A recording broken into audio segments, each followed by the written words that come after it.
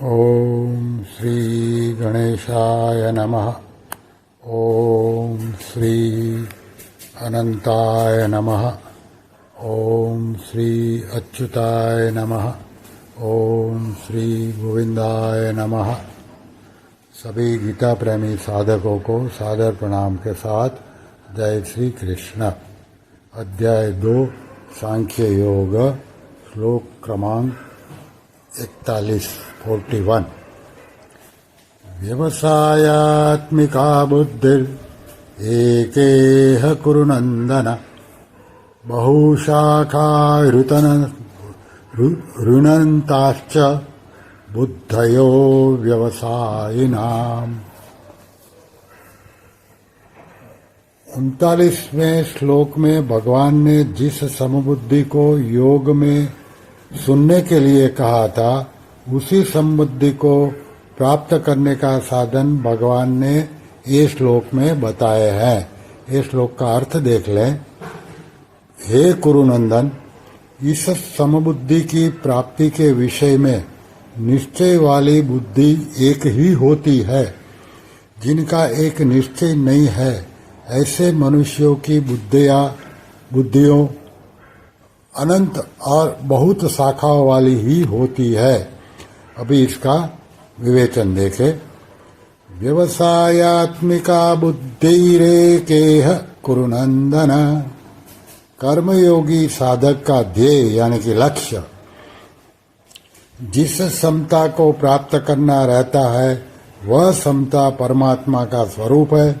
उस परमात्म रूपम समता की प्राप्ति के लिए अंतःकरण की समता साधन है। अंतःकरण की समता में संसार का राग बाधक है। उस राग को हटाने का अथवा परमात्म तत्व को प्राप्त करने का जो एक निश्चय है, उसका नाम है व्यवसायात्मिका बुद्धि। व्यवसायात्मिका बुद्धि एक क्यों होती है? कारण कि इसमें सांसारिक वस्तु पदार्थ आदि की कामना का त्याग होता है। यह त्याग एक ही होता है, चाहे धन की कामना का त्याग करे, चाहे मान बढ़ाई की कामना का त्याग करे। परंतु ग्रहण करने में अनेक चीज होती है, क्योंकि एक एक चीज अनेक तरह की होती है।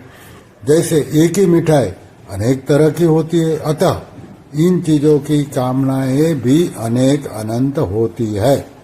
गीता में प्रस्तुत श्लोक में कर्मयोग और भक्ति योग 9वें अध्याय के 30वें श्लोक में ये दोनों के प्रकरण में तो व्यवसायित्मिक बुद्धि का वर्णन आया है, परंतु ज्ञान योग के प्रकरण में तो व्यवसायित्मिक बुद्धि का वर्णन नहीं आया।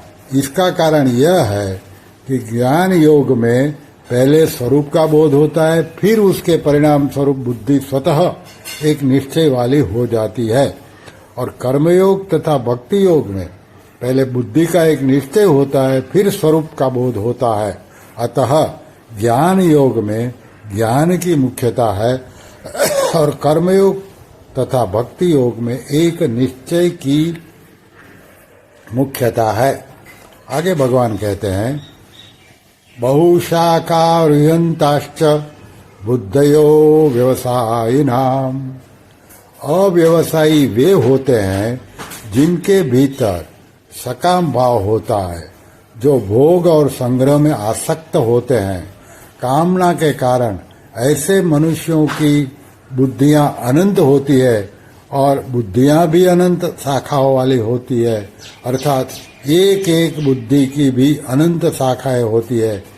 जैसे पुत्र प्राप्ति करनी है, यह एक बुद्धि हुई, और पुत्र प्राप्ति के लिए किसी औषध का सेवन करे, किसी मंत्र का जप करे, कोई अनुष्ठान करे, किसी संत का आशीर्वाद ले, आदि उपाय उस बुद्धि की अनंत शाखाएं हुई। ऐसे ही धन प्राप्ति करनी है, यह एक बुद्धि हुई, और धन प्राप्ति के लिए व्यापार करे, नौकरी करे, चोरी करे, डाका डाले, धोखा दे, ठगाई करे, आदि उस बुद्धि की अनंत शाखाएं हुई। ऐसे मनुष्य की बुद्धि में परमात्मा का निश्चय नहीं होता।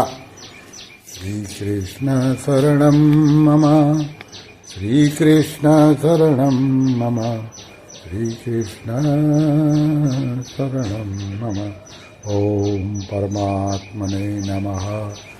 ओम श्री हरि शरणम्। ओम कृष्णार्पणमस्तु।